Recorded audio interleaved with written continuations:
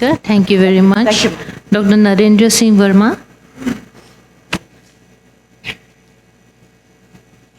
Dr. Vivekanandam can please be ready on the next slide.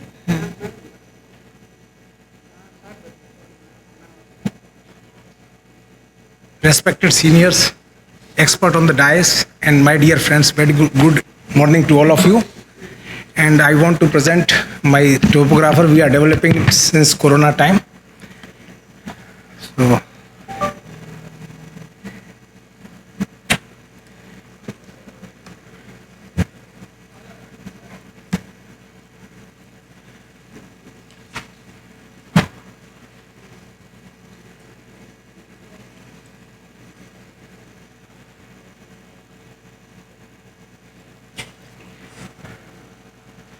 So this is made in India topographer. Like other topographer, it will provide you keratometry in 3, 5 and 7 millimeter zone, axial heat map, angle alpha, and white to white. It is also having additional feature like image guided system for easy and error-free marking of axis of alignment. So in this system, there is no need of pre-operative marking like image guided system. You have to do only intraoperative marking at the time of surgery, just before putting the toric lens. So let's see how it works. This is the patient I operate on the 1st of March. Basically, it is a anterior surface topographer. In place of Placido disc, 600 color LEDs are used. It measures central 9 to 10 millimeter part of the cornea. These are the results. This is raw image. The white to white is 11.66 millimeter and angle alpha is 0.45 millimeter. This is anterior surface keratometry in 3, 5 and 7 millimeter zone. In 3 millimeter zone, there is 1.1 diopter cylinder in 172 degree. The steep axis is not showing any skewing, so it is regular astigmatism and it is confirmed by axial heat map. This is manual image guided module. The system automatically marked the anterior steep axis at 172 degree. In this topography picture, identify some prominent limbal structure, mark them as landmark points. On the right side, there is pigmented part. I mark it. It is at 179 degree. On the left side, this is some whitish pigment structure. I will mark it. It is at 23 degree. These two are my reference point. So preoperative 0 or 180 degree reference marking is not required. It eliminates error due to head tilt and cyclotorsion. If patient moves his head during topography, the steep axis will rotate. Landmark points will also rotate. The distance between the landmark points and steep axis will remain the same. It will not change if the patient moves his head during examination or when there is cyclotorsion when the patient lie down. I will enter my data in Barrett toric calculator and get the axis of alignment. It is 176 degree. So I will change axis of alignment from 170 to 176 degree. I will save this picture in tablet or laptop or mobile.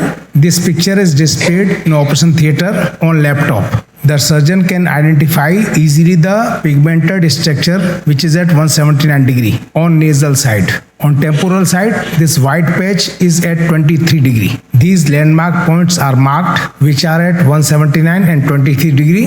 179 and 23 degrees also marked on the degree gauge.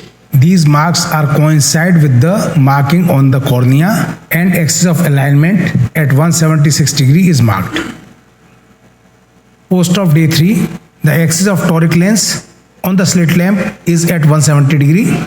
It is confirmed by the retroillumination picture. Axis of alignment was 176 degree. The present position of toric lens is 170 degree. There is misalignment of 6 degrees. Thank you.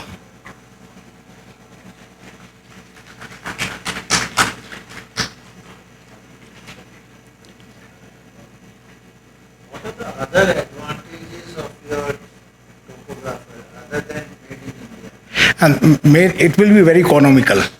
What's the cost? That's what I want to Yeah. So presently it is costing 20,000 for us, 20,000 rupees. Yeah, for one model. Any other advantage compared to other? And it is very easy that it will save the time. Lot of all the things which are practical things are involved here. So within nothing, because economy is the only thing. Okay. So can we use it for diagnostic purposes like corneal? It is anterior surface topographer, and it is just like Cassini. So that and for anterior surface, we are working on the P2 also. Per Kanji second image, we are dealing with the infrared camera. So if we'll able to get the P2, then we got the P2 in some cases in which the cornea is very crystal clear. So we can get the TK also. So that will be there. So in some cases you will get the TK. You can compare it with the what is the net astigmatism by the Barrett. If the both are same, then you can rely on that.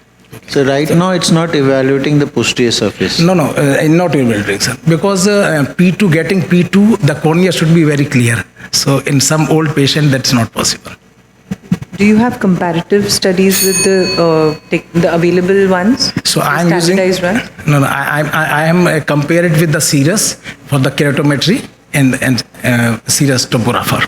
What is your results are- sample size? Yeah, I have checked in the my corneal surgeon. They are coming to my hospital. He is having Cirrus, his eye, my eyes.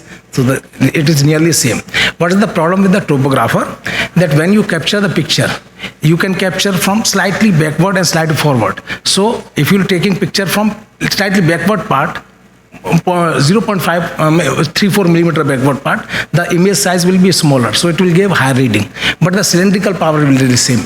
So for cylindrical power they are very good, for the actual that will not change.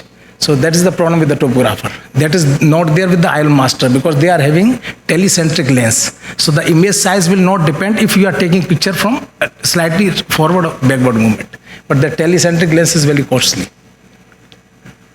Thank you, sir. 3 more speakers.